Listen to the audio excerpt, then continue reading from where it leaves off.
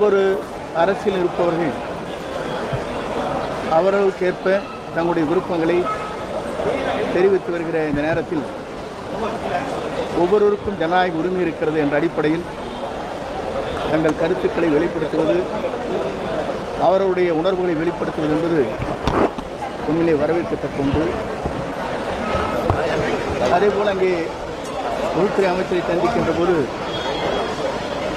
அங்கே ரயில்வே துறை அமைச்சர் அவர்கள் அங்கே வருகின்றார்கள்.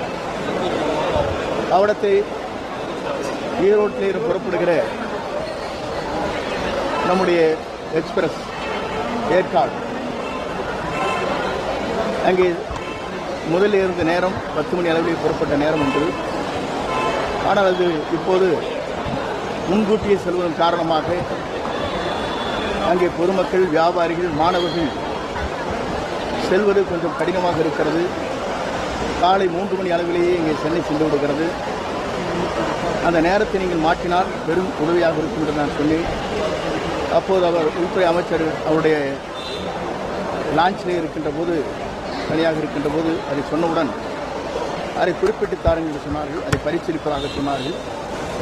மக்கள் பணி அனைத்தும் செய்வதற்கும் இயக்கம் வழிபெறுவதற்கும் உங்கள் அனைவரோடு ஒத்துழைப்போடு அந்த பணிகளை தொடர்ந்து ஆற்றுவேன் என்பதை மகிழ்ச்சியோடு தெரிவித்துக் கொள்கிறேன். நன்றி.